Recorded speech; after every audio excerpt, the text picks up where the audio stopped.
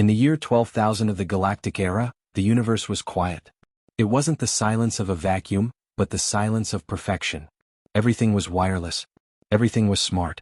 Every heartbeat of every citizen in the core worlds was monitored by the great neural grid.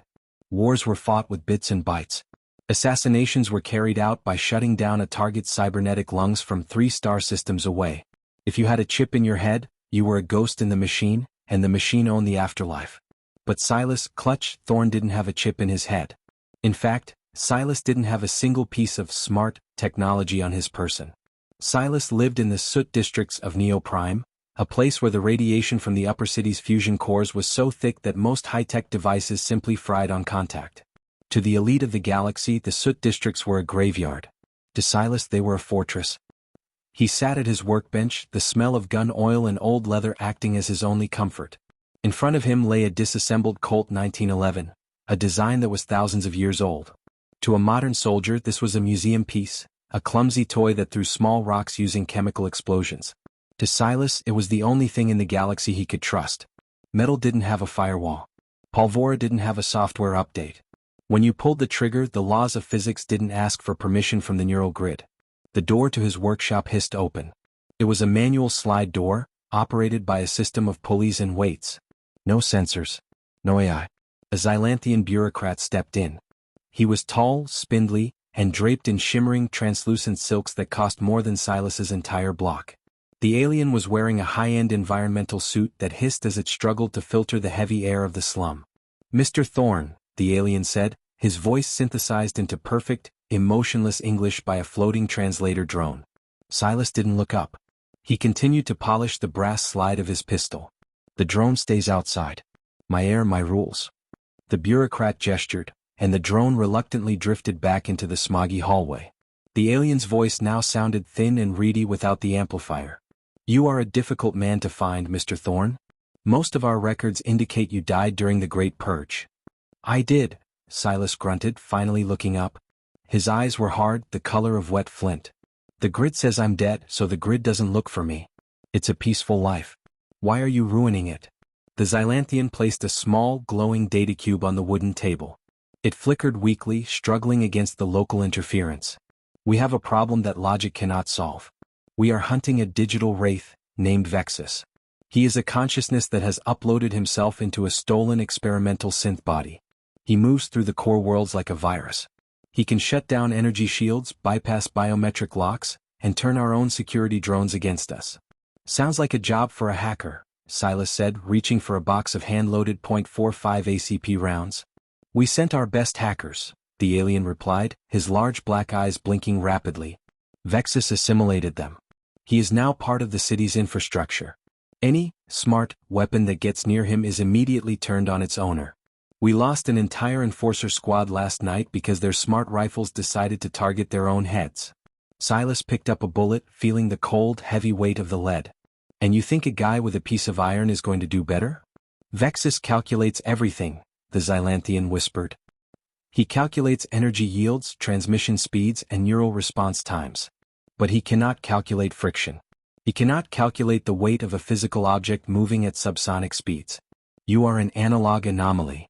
To him, you are invisible because you don't exist in his world of code." Silas stood up. He was a head shorter than the alien, but he felt twice as heavy. He strapped a leather holster to his hip and slid the pistol home. The mechanical click of the safety engaging was the loudest sound in the room. "The price is 300,000 credits, Silas said. "In physical gold. No digital transfers. No credits on a chip." "Accepted," the alien said instantly. "Vexus is currently located in the Azure Plaza. He is holding the planetary governor's daughter hostage, not with a knife, but by threatening to collapse the building's atmospheric dome. If we send a signal to stop him, he will trigger the collapse." Silas grabbed a heavy canvas duster and threw it over his shoulders. "I don't need a signal. I just need a clear line of sight." The Azure Plaza was a cathedral of light and glass. It was the crowning jewel of Neo Prime, a place where the air was scented with synthetic jasmine and the gravity was tuned to a perfect, comfortable 0.8 G.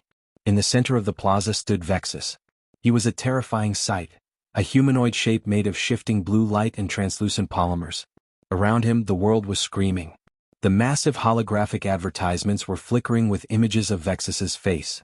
The automated cleaning drones were spinning in circles, their sensors blinded. The planetary governor's daughter sat in a chair of light, her eyes wide with terror. Vexus didn't need to hold a gun to her head. He was the building. He was the air. He was the silence. The enforcer squads were parked 3 blocks away, their high-tech tanks and energy cannons useless. Any attempt to aim at Vexus resulted in their systems rebooting or their power cells overheating. They were a modern army defeated by a ghost. Then Silas Thorne arrived. He didn't arrive in a cloaked ship or a high-speed interceptor. He arrived on a motorized bicycle, a clanking, smoking machine that burned ancient fossil fuels. The sound of the internal combustion engine was a jarring, rhythmic thud-thud-thud that echoed through the pristine plaza like a profanity. Vexus turned his glowing head. His internal processors hummed. He scanned the approaching figure. Query, unknown object, Vexus's digital mind processed. Scanning for wireless signature. Result, null. Scanning for neural link. Result, null. Scanning for electronic pulse. Result, null. To Vexus, Silas Thorne was a rock. A moving, breathing piece of biological matter with no detectable technology. Silas stopped the bike 50 yards away. He stepped off, his leather boots crunching on the expensive glass tiles.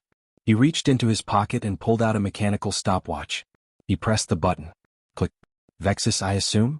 Silas called out. His voice wasn't amplified. It didn't have the crisp, digital quality of a translator. It was just a man's voice, rough and tired. The digital wraith flickered.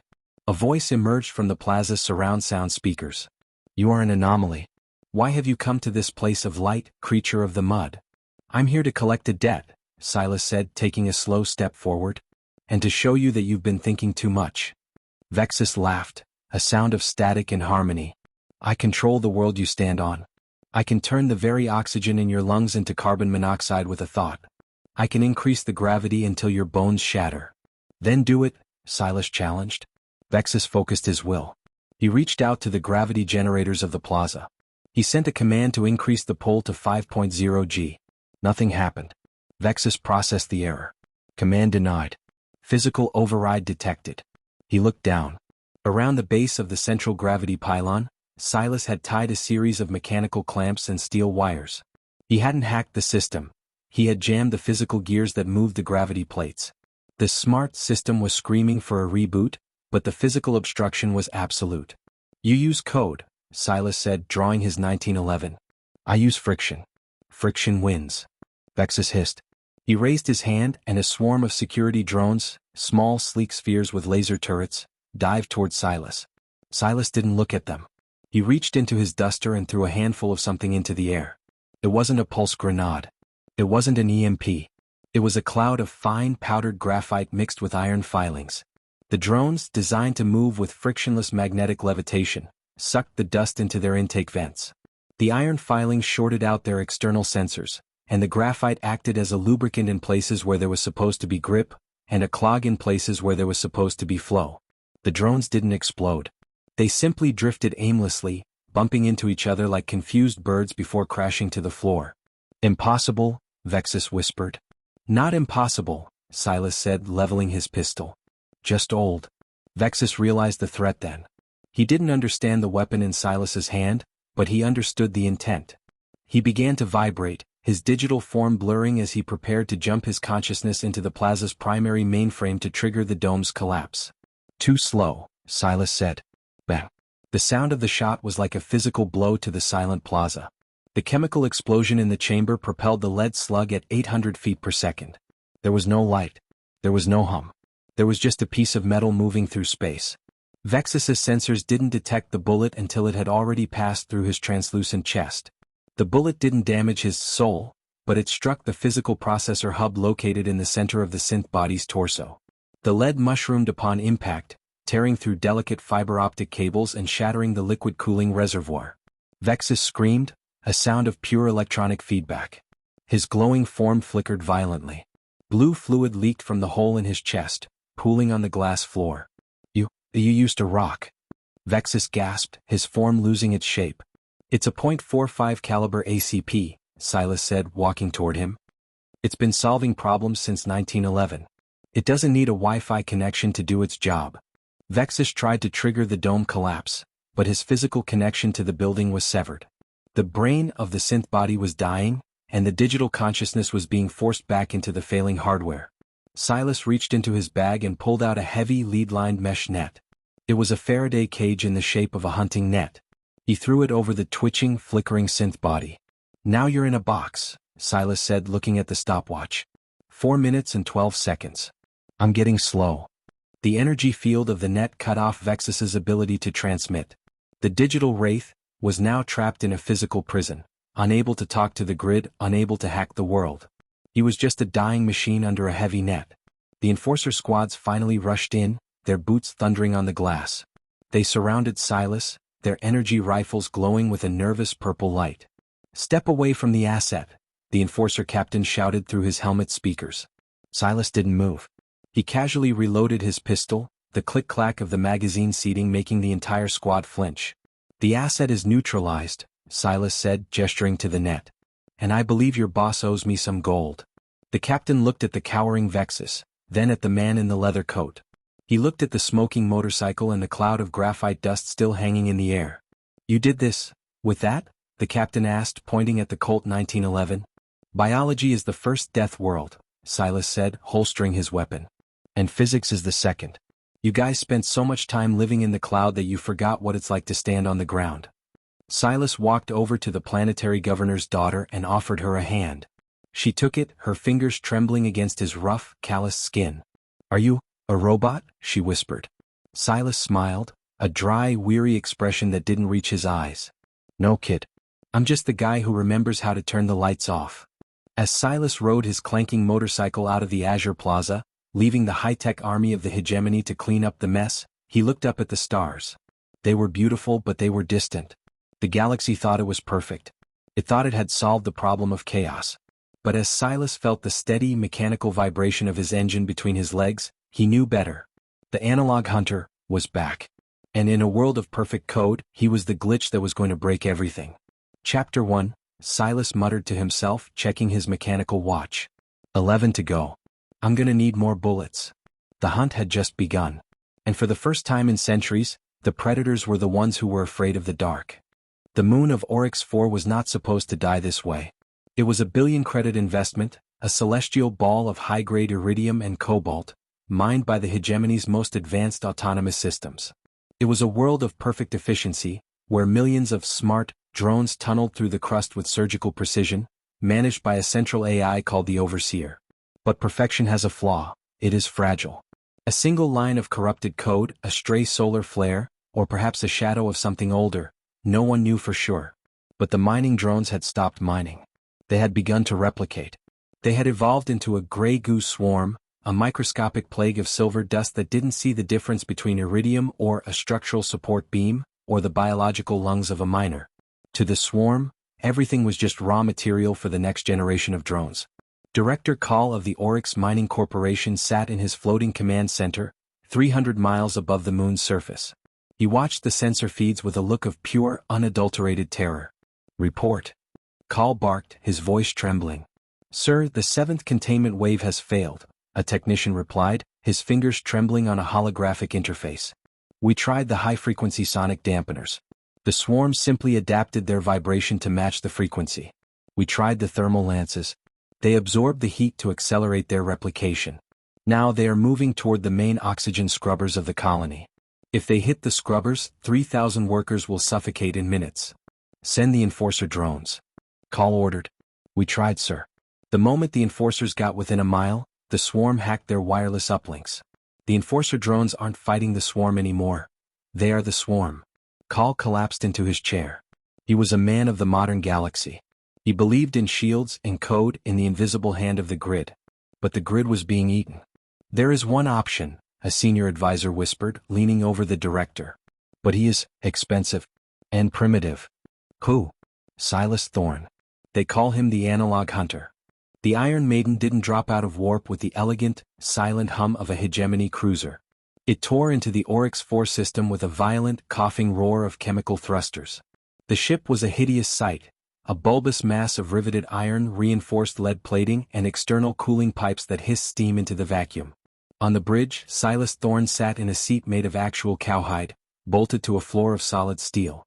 There were no holographic displays here. There were no touchscreens. Instead, the walls were covered in brass-rimmed pressure gauges, glass-covered dials and long iron levers. Approaching the drop zone, Silas muttered to himself. He pulled a heavy chain hanging from the ceiling and a deep, metallic whistle echoed through the ship. His co-pilot was a clockwork automaton named Rusty, a collection of brass gears and copper wires that Silas had built with his own hands. Rusty didn't have an AI core. It had a series of pre-punched metal scrolls that dictated its movements. It couldn't be hacked because it didn't have a wireless receiver. It didn't even have a battery. Silas had to crank it up every morning. Rusty, prepare the centrifuge, Silas commanded. The automaton turned with a series of rhythmic clicks and whirs, its mechanical arms moving to engage a series of heavy gears in the floor. Silas looked through the thick, reinforced lead glass window.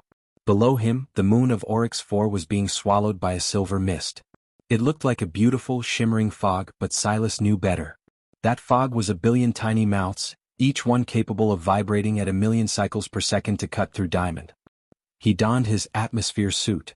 It was a monstrosity of heavy canvas and lead-lined rubber, topped with a brass helmet that looked like it belonged at the bottom of a 20th century ocean. He didn't have an internal HUD. He didn't have a life support computer. He had a pressurized tank of oxygen and a mechanical valve he had to turn by hand. He stepped into the airlock. Clunk. The heavy iron door sealed. Drop me, Silas said into a copper speaking tube. The Iron Maiden released its ventral hatch. Silas didn't drift down on a grav beam. He fell like a stone, strapped into a heavy landing pod that used parachutes and retro rockets triggered by a physical pressure sensor. The pod slammed into the gray dust of Oryx 4, right in the center of the colony's main plaza. The doors blew open, not with an electronic signal but with a small physical charge of black powder. Silas stepped out. The silver swarm was already there. It was a strange sensation. The nanodrones didn't attack like a beast. They drifted toward him, a shimmering cloud of curiosity. Silas could hear the sound they made, a high-pitched electronic whine that set his teeth on edge. The swarm hit his suit. He could feel them. They were exploring the surface looking for a port, a wire, a sensor, anything they could hack. But they found nothing. Silas's suit was a physical barrier. There were no electronics to subvert. There was no software to corrupt. The swarm grew frustrated. They began to vibrate, attempting to cut through the lead-lined canvas. Think you're smart, don't you? Silas's voice echoed inside his helmet. He reached for the device strapped to his back. It was a large, mechanical bellows connected to a hopper.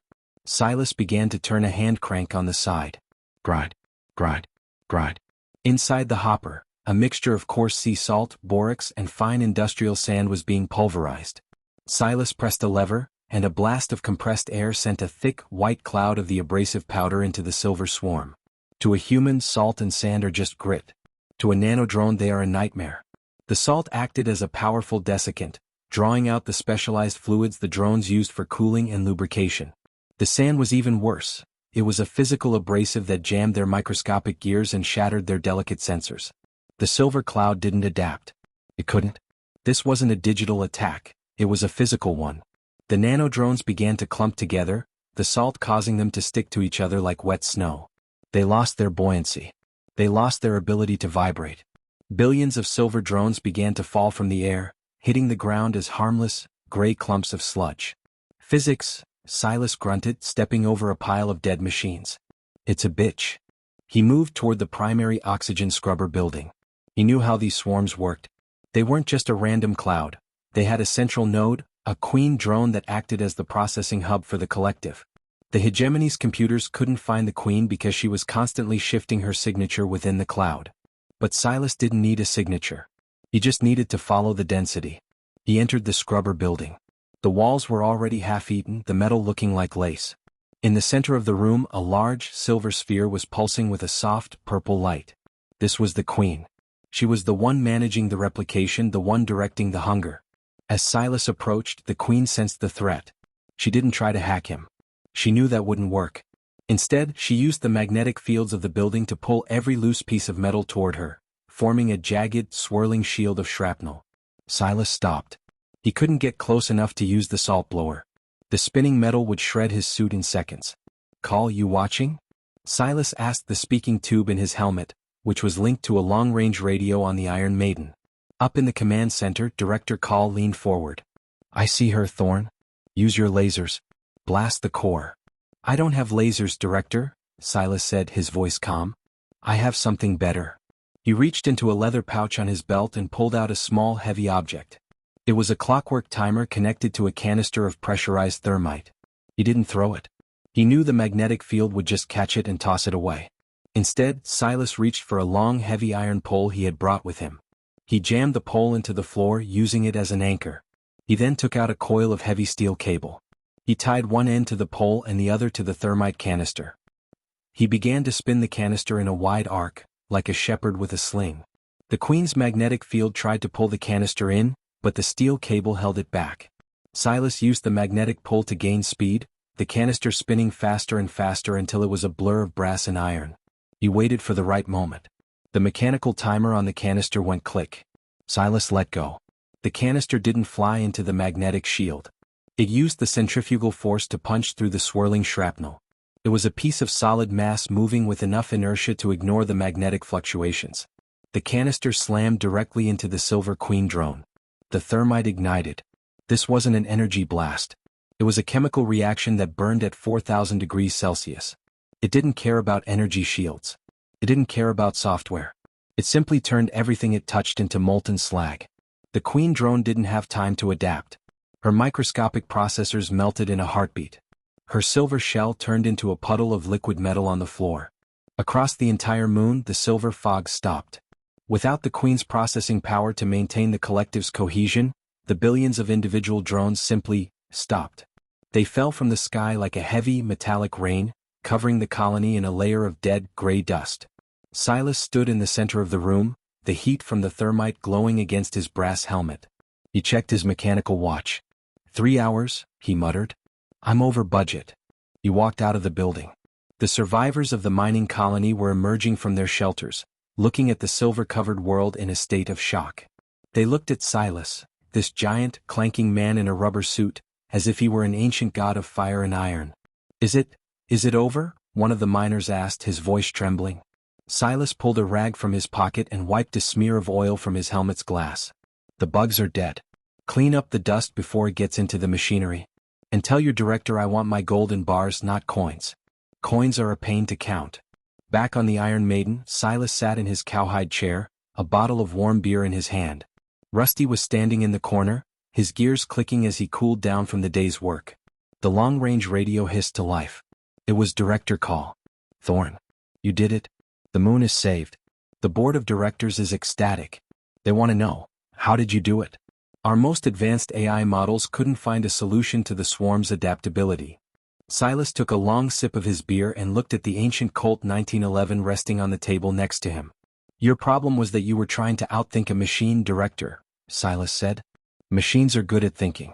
But they're not very good at being hit with a rock. A rock? Call asked, confused. Salt, sand, and heat, Silas replied. The three things the universe has been using to break stuff since the beginning of time. You guys spent so much time in the virtual world that you forgot that the real one is made of friction and fire. Don't make that mistake again. He cut the transmission. The Iron Maiden ignited its chemical engines, leaving a trail of black smoke as it drifted away from Oryx 4. Silas looked at the stars, his mechanical watch ticking rhythmically on his wrist. The galaxy was getting smarter every day. The code was getting tighter. The AI was getting faster. But as Silas Thorne closed his eyes, he knew one thing for certain. As long as the universe was made of atoms, there would always be a need for a man who knew how to use a hammer. 2 down, Silas whispered to the silence of the ship. 10 to go. Rusty, get the grease. My knees are starting to squeak. The analog hunter moved on into the dark, a shadow of the past in a world that was trying too hard to be the future. And somewhere in the deep void, another impossible problem was waiting for a very simple solution. Goliath 7 was not a planet for the living. It was a swirling, turbulent nightmare of high-pressure hydrogen, methane storms, and localized gravitational anomalies that could turn a standard scout ship into a crumpled tin can in seconds. In the upper atmosphere, the winds moved at twice the speed of sound. In the lower depths, the pressure was so intense that carbon turned into a diamond rain that could shred energy shields like wet tissue paper. For the galactic hegemony, Goliath 7 was a dead zone. Their advanced LiDAR sensors were blinded by the atmospheric density. Their radar was scrambled by the constant trillion-watt lightning strikes. Their drones simply lost signal and vanished into the orange abyss. It was the perfect hiding place for Baron Vane. Vane was a ghost of a different kind. He was a high-profile smuggler who had stolen a crate of ancestral cores, physical silicon-based data drives from the precursor era. Because the data was physical and unencrypted by modern standards, it couldn't be hacked or transmitted. Vane had to carry them by hand. And to keep the hegemony from finding him, he had dived into the eye of the Great Rust Storm on Goliath 7, trusting his sleek, ultra-expensive stealth ship to keep him invisible. Admiral Krell of the Hegemony Fleet stood on the bridge of his flagship, staring at a screen filled with static. "We lost him again," the sensor officer muttered, his 4 eyes blinking in frustration. "The interference is too high. Every time we send a probe, the electromagnetic discharge fries the motherboard before it even hits the second cloud layer." "Vane knows our technology better than we do," Krell growled. "He knows we can't see what we can't ping. Is the specialist here yet?" "He arrived 10 minutes ago, Admiral. He requested a docking bay with high-pressure steam outlets and a shipment of coal." Krell sighed, rubbing his temples. "Bring Silas Thorne to the bridge." Silas didn't look like he belonged on a ship that cost more than a small moon. He walked onto the bridge wearing his grease-stained leather duster, his heavy boots clanking on the pristine white floors. He held a copper-bound thermos in one hand and his mechanical pocket watch in the other. "Admiral," Silas said, nodding toward Krell. "Mr. Thorne. Baron Vane is somewhere in the Great Rust Storm. He's using a void shell, stealth coating. It absorbs every wave we throw at it. We are effectively blind." Silas took a slow sip of his coffee. "You're looking for a reflection, Admiral. You're shouting into a cave and waiting for the echo. In a storm like that, the echo is drowned out by the thunder. And what do you propose?" "I don't look for reflections," Silas said, tapping his ear. "I listen for the heartbeat. Every ship, no matter how stealthy, has to move. And movement creates vibration. In a thick soup like Goliath 7, vibration is a beacon. If you know how to hear it." "Our acoustic sensors are overloaded by the storm noise," the officer argued. "That's because your sensors are digital," Silas replied. "They try to filter the noise. They try to find a pattern in the chaos. I don't filter the chaos. I use it." The Iron Maiden didn't dive into Goliath 7. It plunged. The ship's hull was not made of lightweight composites or energy-reactive alloys. It was 3-inch thick riveted iron, reinforced with lead and cooled by a primitive, internal water jacket system. As Silas passed the first cloud layer, the orange fog turned into a deep, bruised purple. The sound was the first thing to change. On a modern ship, the bridge is silent. On the Iron Maiden, the ship spoke. The hull groaned under the rising pressure. The steam pipes hissed like angry serpents. The manual gauges on the wall vibrated so hard their needles were a blur. Silas sat in his high-backed iron chair, wearing a pair of ancient, mechanical headphones connected to a device he called the listening bone. It was a solid steel rod that extended through the hull and deep into the atmosphere. There were no microphones, no amplifiers. Just a physical connection between Silas's ears and the outside world. "Rusty, hold the stabilizers at 60%, Silas commanded. The clockwork automaton turned a large iron wheel, its gears clicking rhythmically. The ship tilted, fighting the 200-mile-per-hour crosswinds. Silas closed his eyes. He ignored the roar of the lightning. He ignored the scream of the wind. He was listening for a specific frequency, the high-pitched whir of a high-tech ion drive trying to maintain a hover in a high-pressure environment. It was a sound like a mosquito in a hurricane. Minutes turned into hours. The pressure gauge hit the red zone. The Iron Maiden was deep now, in the crushing depths, where the gas began to act like a liquid. Suddenly, Silas's eyes snapped open. "There," he whispered. 5 degrees port. He's hiding in a pressure pocket." Vane's ship, the Silver Shadow, was a masterpiece of technology. It was hovering perfectly in a stable eye of the storm, its stealth coating making it invisible to any radar. Vane sat in his plush command chair, sipping expensive wine, confident that he was the only soul in the sector. He didn't have a window, he had a 360-degree digital display. But because the interference was so high, his display was a curated simulation of the outside world. He wasn't seeing Goliath 7. He was seeing what his computer thought was Goliath 7. He never saw the iron monster approaching. "Ready the harpoon," Silas said into the copper-speaking tube.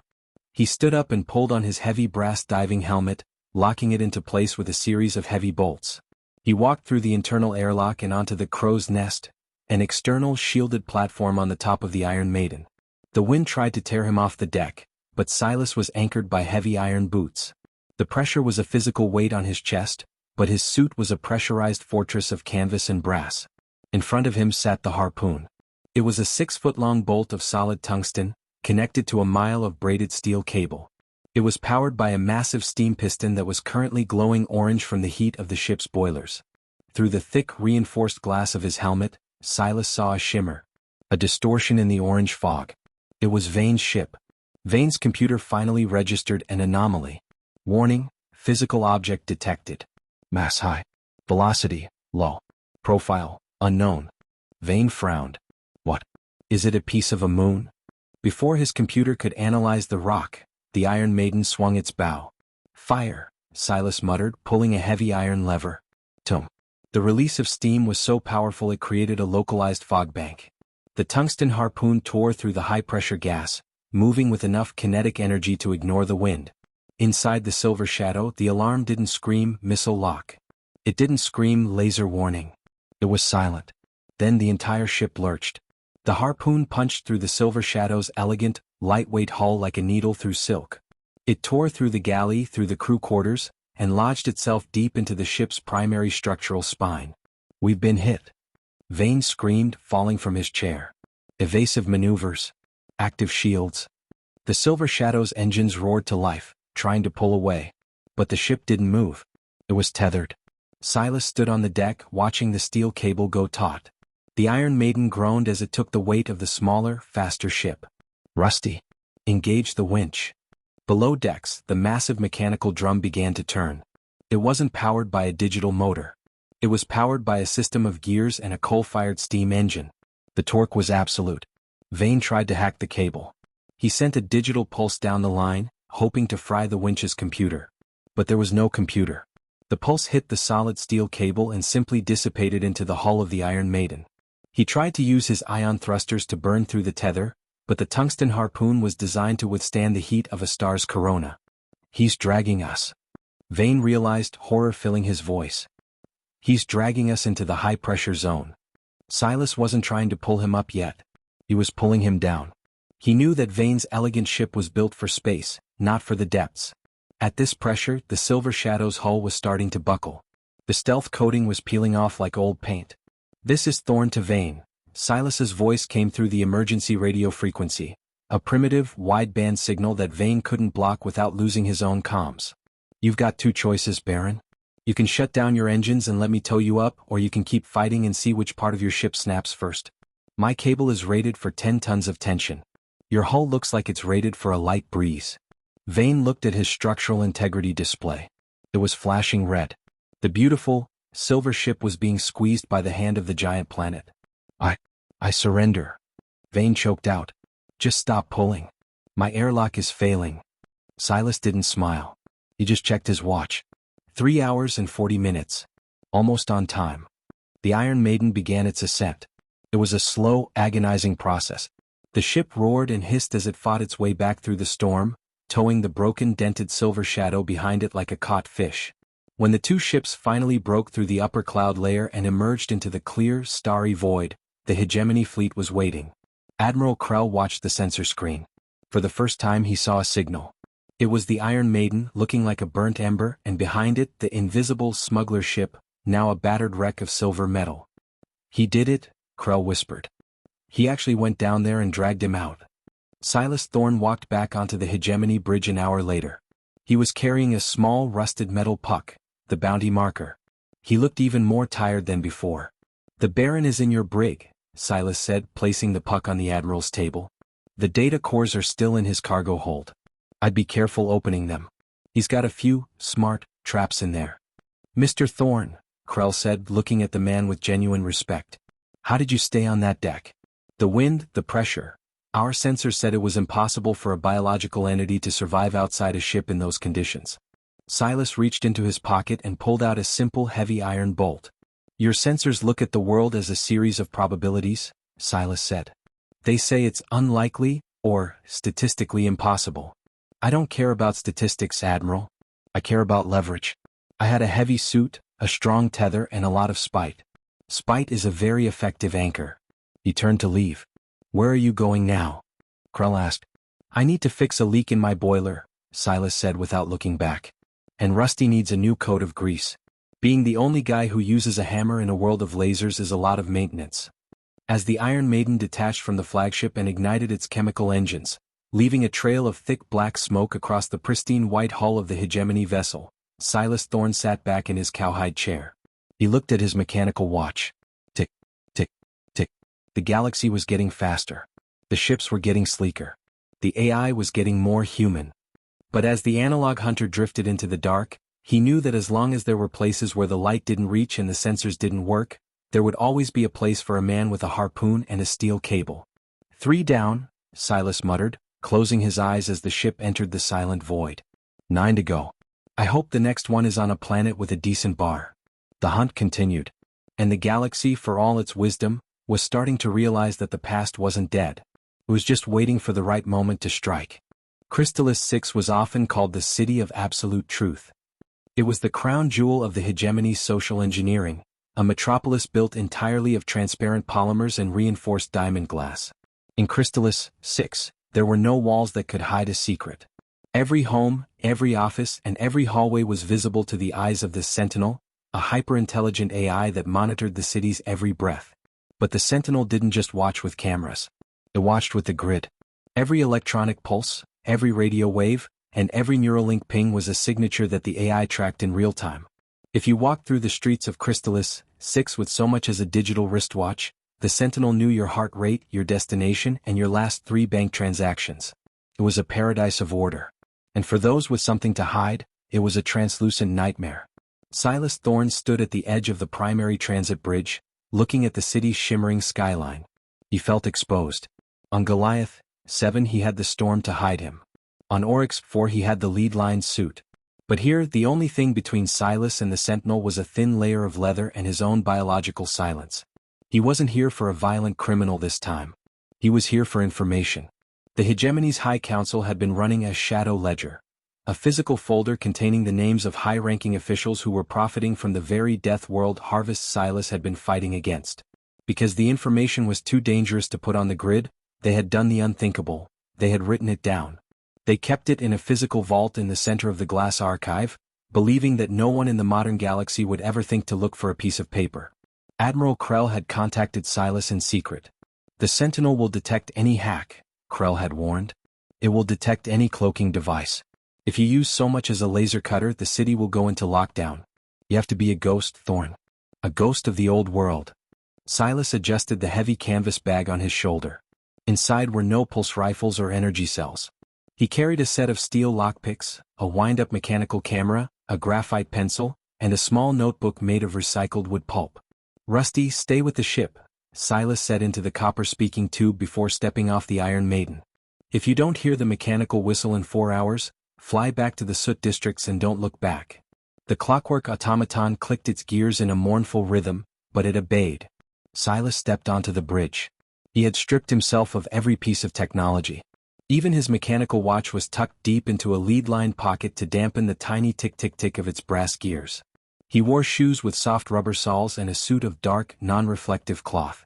As he crossed the perimeter, he felt the invisible fingers of the Sentinel scanners wash over him. Status, scanning, a robotic voice echoed from a nearby pillar. Biometric detected, human.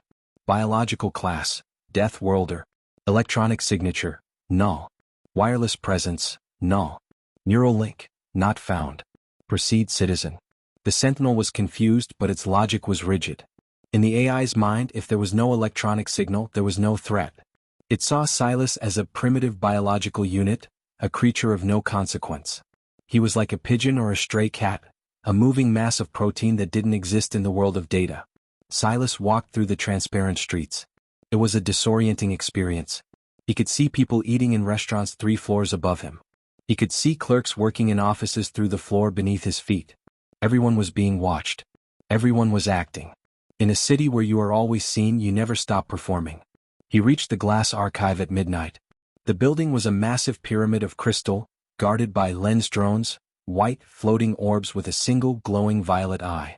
These drones didn't look for faces, they looked for the aura of a neural link. Silas waited in the shadows of a structural pillar.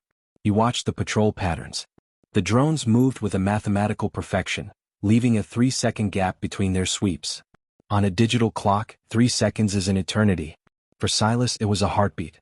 He didn't use a grappling hook with a motor. He used a length of braided hemp rope with a weighted iron hook. He swung the hook in a silent arc, catching the edge of a second-floor balcony. He climbed hand over hand, his muscles burning with the effort. This was the raw strength of Earth, the physical power that the citizens of Chrysalis 6 had long ago traded for cybernetic enhancements. He reached the balcony and pulled himself up. The door was a slab of reinforced glass. It didn't have a keypad. It had a biometric palm scanner. Silas smiled. He didn't have a hacking rig. He had a small bottle of fine charcoal dust and a piece of adhesive tape. He blew the dust onto the glass surface. The residue of 1,000 palms appeared in a chaotic smudge. He used a small brush to clear away the noise until a single clear thumbprint emerged from the previous guard's shift. He pressed the tape onto the print, lifted it, and pressed the tape against the scanner. The door hissed open. Access granted. Security level 1. Silas entered the building. The air was cool and smelled of nothing. He was inside the heart of the machine. He moved through the hallways, staying close to the structural ribs where the shadows were thickest. He reached the central vault room. This was the challenge. The vault wasn't protected by a code. It was protected by a static field. Anything with a circuit board that entered that room would be instantly fried. It was the hegemony's ultimate defense against hackers. But Silas wasn't a hacker. He walked into the room. He felt the static charge make the hair on his arms stand up. He felt the metallic taste of ozone on his tongue. If he had a neural chip, he would be screaming in agony right now. But his brain was just meat and chemicals. The static field ignored him. In the center of the room sat a heavy, iron safe. It looked like it belonged in a 19th century bank. It had a mechanical dial with numbers from 0 to 99. Silas knelt in front of the safe. He pulled a small glass jar from his bag, a stethoscope he had modified with a sensitive brass diaphragm. He pressed the device against the iron door and turned the dial. Click. He listened to the falling of the tumblers. He felt the vibration through the metal. In a world of infinite processing power, the hegemony had forgotten that a mechanical lock is just a puzzle of friction. Left to 22. Right to 40. Left to 15. The heavy iron handle turned with a satisfying deep clunk. Silas opened the safe. Inside, resting on a velvet cushion, was the silent ledger. It was a thick, leather-bound folder filled with physical sheets of paper. Silas flipped through the pages. His eyes widened. It was all there. The coordinates of the Harvest Worlds, the names of the council members, and the shipping manifests for the hollowed guards. He didn't have a scanner. He pulled out his mechanical camera. It was a masterpiece of clockwork, powered by a hand-wound spring. It didn't use a digital sensor. It used a roll of light-sensitive chemical film. Click-whir. Click-whir. Silas took a photo of every page. He worked with a calm, steady hand. He knew that the moment he finished, the humanity of his presence would eventually be noticed by a physical guard. "Thorn, you have 1 minute," he whispered to himself, checking the pulse in his neck since he couldn't check his watch. Suddenly the lights in the vault room turned red. "Warning," a voice boomed. This time it wasn't a robot. It was a human voice, amplified through the Sentinel speakers. "Unauthorized physical mass detected in Sector 4. Security enforcers intercept. Biohazard protocols active." The Sentinel hadn't detected a signal. It had detected the weight of the safe door being opened. The AI had finally calculated that the missing mass of the iron was not an error. Silas stuffed the camera and the film into his bag. He didn't run for the door. He knew the hallways would be flooded with guards. He ran for the window. He reached the massive glass wall overlooking the city. Below him, the streets were alive with the violet lights of the lens drones. 2 Sentinel enforcers, 8-foot-tall robots with massive, glowing ocular sensors, were hovering just outside the glass. "Halt, specimen," the enforcer commanded. Its violet eye began to glow with a deadly intensity, charging a thermal beam. Silas didn't reach for a gun. He reached for a large, ceramic jar he had carried in his bag. It was filled with thick, black oil-based industrial ink. "See if you can calculate this," Silas shouted. He smashed the jar against the glass. The black ink exploded, covering the exterior of the window and the primary lens of the enforcer robot. The Sentinel's logic gate crashed. The AI was trying to see through the ink, but the physical substance was opaque to every spectrum. It wasn't an energy shield that could be bypassed. It was just black. The robot began to spin in circles, its sensors blinded, its internal processors screaming as it tried to identify the unknown dark matter. Silas used a small diamond-tipped glass cutter to create a circle in the pane. He kicked the glass out and jumped. He wasn't falling to his death. He had noticed the city's transit lines, massive transparent tubes that carried pods at high speeds. He landed on the top of a passing pod, his rubber soles gripping the curved surface. He lay flat, the wind whipping his duster as the pod accelerated to 200 miles per hour. Behind him, the glass archive was a beehive of violet lights. The drones were swarming, but they were scanning the airwaves, looking for a signal that didn't exist. Status check, the Sentinel's voice echoed across the city. Target signature still null. Target is a ghost. Target is a ghost. Silas managed to crawl to the edge of the pod as it slowed down for the bridge terminal. He jumped into a pile of industrial waste, physical scrap metal that was waiting to be recycled. He stayed down, buried under the rusted iron, as the enforcer squads rushed past. He waited for an hour. He didn't move. He didn't breathe more than necessary. He was a piece of the trash. Finally, he heard the sound he was waiting for. A low, rhythmic thud-thud-thud of a chemical engine. Silas emerged from the scrap heap. The Iron Maiden was hovering 10 feet above the bridge, its landing ramp down. Rusty was standing there, holding a physical-mechanical whistle. Silas ran. He leaped onto the ramp just as a squad of guards rounded the corner. They fired their energy rifles, but the lead-lined hull of the Iron Maiden absorbed the shots like they were raindrops. "Get us out of here, Rusty!" Silas shouted. The ship roared, a cloud of black smoke filling the pristine glass terminal. The Iron Maiden shot upward, its heavy iron frame rattling as it tore through the atmosphere and into the cold, silent safety of the void. Back in the soot districts, Silas sat in his workshop. He was developing the film in a tray of chemicals. Slowly the images appeared. The names. The dates. The proof of the hegemony's corruption. The door hissed open. It was Admiral Krell, wearing a heavy cloak to hide his identity. "Did you get it?" Krell asked, his voice a whisper. Silas handed him the physical photos. They were damp and smelled of vinegar, but they were clear. Krell looked at them, his eyes wide. "This will change everything. The council will fall. The garden will be exposed for what it really is." "It's just paper, Admiral," Silas said, leaning back in his wooden chair. "But paper is hard to delete." "Thorn," Krell said, looking at the man with a strange kind of fear. "The Sentinel is the most advanced mind in the galaxy. It can calculate the movement of 1 billion stars. How did you get past it?" Silas reached for his mechanical watch and wound the spring. Click, click, click. "The Sentinel was looking for a god in the machine," Silas said. "It was looking for a mind that could match its own. It didn't know how to look for a man with a pencil and a jar of ink." He looked at the watch. "Complexity is a cage, Admiral. The more parts you have, the easier it is to break. I just kept it simple." Krell nodded, taking the photos and disappearing into the night. Silas Thorne sat alone in the dark. He looked at his hands, they were stained with ink and charcoal. He felt the weight of the city of glass still lingering in his mind.